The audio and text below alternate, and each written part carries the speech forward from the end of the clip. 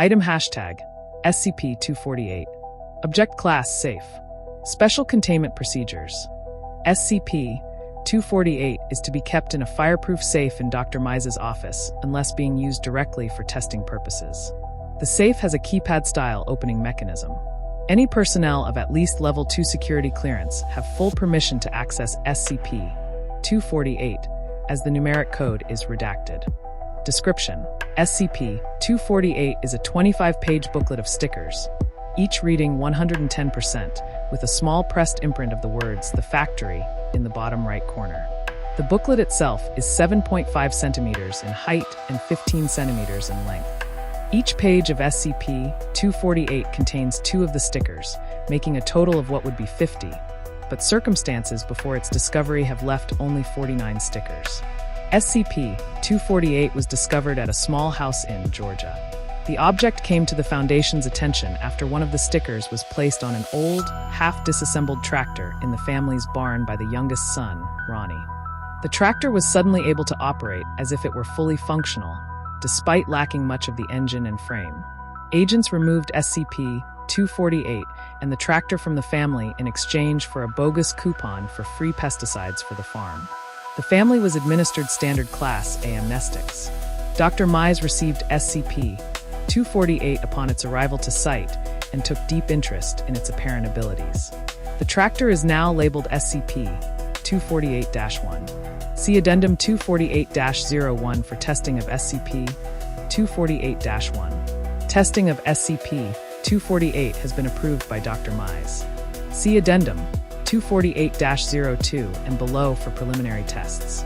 Remaining stickers in SCP-248-46. Addendum 248-01. SCP-248-1 is a 1979 John Deere tractor in an extremely rusted state. Most of the engine is missing, apparently from a restoration that was never completed. The frame is also partially missing near the rear of the tractor, where the driver would be positioned. A sticker from SCP-248 is located near the back behind the left wheel. Upon turning the key to the ignition, SCP-248-1 starts up and operates as if it were in pristine condition. It is capable of achieving speeds up to 42 kilometers per hour, slightly faster than a typical tractor of that specific model. Though the tractor operates with no engine, gasoline is still required to maintain power. Removal of the gas tank resulted in SCP-248-1 becoming non-functional in all aspects. The whole of SCP-248-1 is to be held in hangar of site for future tests regarding the need for fuel, but lack of engine to create forward motion. Addendum 248-02. Testing of SCP-248 on a brand computer. A sticker from SCP-248 was placed on the motherboard of the computer, which was then started up like usual. The speed of the computer was greatly enhanced, as noted by Dr., the owner of the computer. Diagnostics of the PC reveal the disk space to have increased from its maximum of 250 gigabytes to 275 gigabytes, as expected. The RAM had also reached the expected 110% efficiency. However, the interior was also experiencing similar results. The heat sink was pulling off 10% more heat than usual, and the conductivity of the wiring was allowing electricity to flow 10% more smoothly than the best modern superconductors. Why the wiring is achieving such a high rate of non-resistant flow, compared to the heat sink's slightly above optimal cooling, is not understood at this time. Removal of the battery rendered the computer useless, just as in Addendum 248-01. Further study of SCP-248 and power supplies has been noted for future tests. Dr. S computer is now labeled SCP-248-2 and is to be kept in Dr. Mize's top desk drawer. The drawer is opened via numeric keyboard, the password to which is redacted. Dr. Mize has requested that future tests regarding electronics attempt to focus, at least partially, on the implications of this high conductivity. Some form of electricity producing turbine or power plant could potentially increase energy production 1,000-fold. Addendum 248-03. Testing of SCP-248 on organic matter. A sticker from SCP-248 was placed on the forearm of a Class D who volunteered to work with this unknown SCP rather than being transferred to Site 19 for keto duty. Initial reaction to the sticker yielded no results. Subject received none of the additional enhancements as seen in previous tests.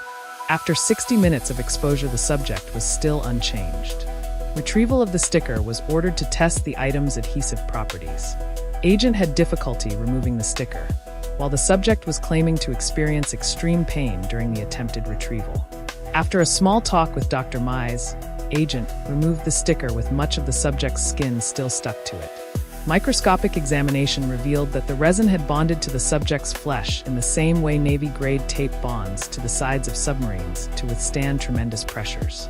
Chemical testing of the resin itself shows that it is consistent with average, mass-produced resin used in everyday Scotch tape. The chunk of skin was labeled SCP-248-3 by Dr. Mize and is now held in a vacuum-sealed plastic container. It is stored in the same fireproof safe as SCP-248 in Dr. Mize's office. Addendum 248-04. Testing of SCP-248 on SCP-248-1. Attempted removal of sticker. Agent asked to try and remove the sticker with his fingers. After a few moments of failed attempts at scratching it off, Agent is given tools to use. Tweezers, a pair of pliers, a pocket knife, a chisel, and a hunting knife had no effect on the sticker itself. This test, along with Test 248-03, confirmed that the adhesive has properties beyond our understanding. After failing to remove the sticker, a second sticker was added near the first to test if SCP-248 has stackable abilities. The first speed trial observed SCP-248-1 reaching 84 km per hour, which is indeed 220%. However, after a 15-minute period, the tractor showed advanced signs of oxidation wear. After a total of 36 minutes of use with both stickers, SCP-248-1 had almost completely turned to rust and lost all form. At this point, the stickers fell free from the pile of rust and were gathered by Dr. Mize for testing. Results show that the resin had formed a chemical bond, as with the biological matter, and only broke that bond after the original composition of the matter it was attached to had changed. It should be noted that there is no longer resin on the stickers, and they no longer stick to surfaces.